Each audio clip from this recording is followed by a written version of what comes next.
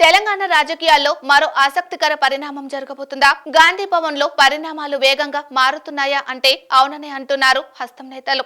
June 4న Lok Sabha ఎన్నికల counting జరగనుంది. ఆ తర్వాత టీపీసీసీలో కీలక నిర్ణయాల దిశగా TPCC chief CM Revanth Reddy అడుగులు వేస్తున్నారు. ఇప్పటికే పార్టీ పాలన పరంగా తనదైన మార్కు చూపుతున్నారు. లోక్సభ ఎన్నికల ఫలితాల తర్వాత రేవంత్ పూర్తిగా పాలనకే పరిమితం కావాలని భావిస్తున్నారు. ఈ మేరు కొత్త పీసీసీ చీఫ్ నియామకంపై ఇప్పటికే కసరత్తు మొదలుపెట్టారు. మరోవైపు కాంగ్రెస్ హైకమాండ్ కూడా టీపీసీసీలో మార్పులపై దృష్టి పెట్టింది. రేవంత్ కు పాలనలో ఫ్రీ హ్యాండ్ ఇవ్వడంతో పాటు పీసీసీ పగ్గాలు మరొకరికి అప్పగించే ఆలోచనలో ఉంది. అసెంబ్లీ ఎన్నికల తర్వాతనే మార్చాలని భావించిన లోక్సభ ఎన్నికల వరకు రేవంత్ నే కొనసాగించాలని హైకమాండ్ నిర్ణయించింది. ఇక లోక్సభ ఎన్నికలు కూడా ముగిసిన నేపథ్యంలో పీసీసీ మార్పుపై కసరత్తు చేస్తున్నట్లు తెలుస్తోంది. తెలంగాణ కాంగ్రెస్ పార్టీ పగ్గాలను మంత్రి సీతక్కకు అప్పగించాలని రేవంత్ భావిస్తున్నారు.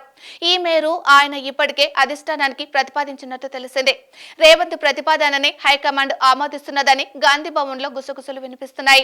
మరోవైపు పీసీసీ చీఫ్ పదవి కోసం సీనియర్ నేతలు జగ్గారెడ్డి, మహేష్ కుమార్ గౌడ్, మధుయాష్కి గౌడ్ పోటీ పడుతున్నారు. హైకమాండ్ ఆశీస్సుల కోసం ప్రయత్నాలు చేస్తున్నారు.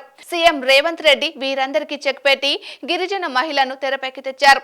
గిరిజన మహిళకు అప్పగించడం ద్వారా సానుకూలత పెరుగుతుందని భావిస్తున్నారు. పోటీ పడుతున్న నేతలు కూడా సీతక్కకు మద్దతు ఇస్తారని భావిస్తున్నారు. కాగా సీతక్క సీఎం రేవంత్ కు నమ్మిన బంటు, కష్టపడి పనిచేసే నాయకురాలు.